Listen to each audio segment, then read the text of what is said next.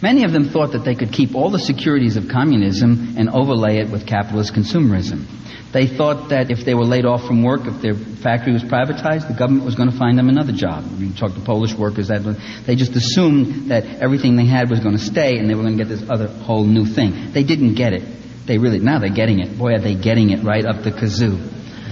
Now, by the way, not everyone swallowed the free market mythology. In the 1989-91 period of overthrow and transition, there were opinion polls in Czechoslovakia, Bulgaria, Russia, and East Germany. And these were reported in the U.S. press. It showed that most people still opted for state ownership or some modified form of socialism. The numbers who actually wanted free market capitalism were surprisingly small. When anti-communist governments took power in Russia and Eastern Europe, they set about suppressing the communist and socialist left in the name of democratic reform. In late 1993, facing resistance to his free market policies, Boris Yeltsin forcibly disbanded the Russian parliament and every other elected representative body in the country, including all the regional and city councils. He abolished Russia's constitutional court and launched an armed attack upon the parliamentary building, killing hundreds of resistors. Estimates are about 3,000 actually, and demonstrators.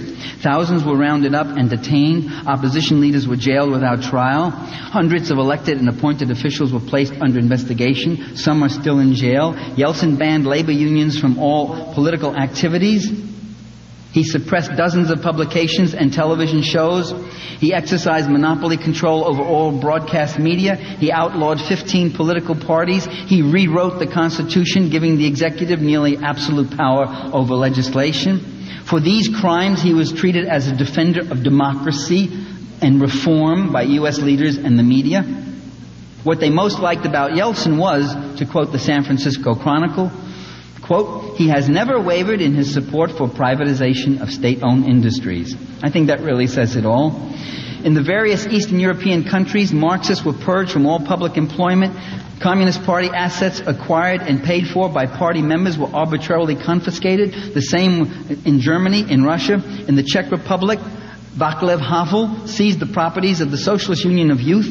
These included campsites, recreation halls, and cultural and scientific facilities for children. These were liquidated and put under the management of joint stock companies at the expense of the youth who were left to roam the streets.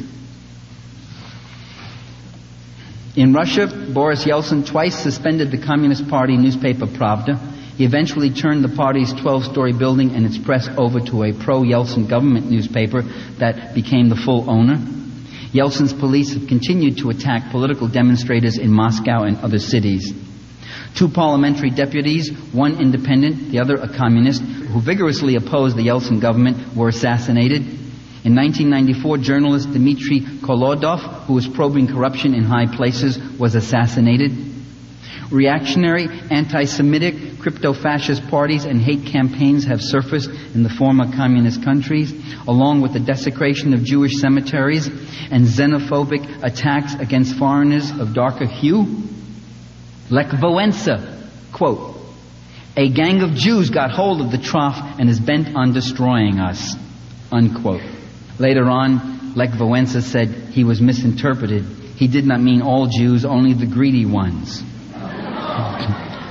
I remember how many people on the left adored Lech Wałęsa, a worker hero who was going to bring true socialism. Yeah, right.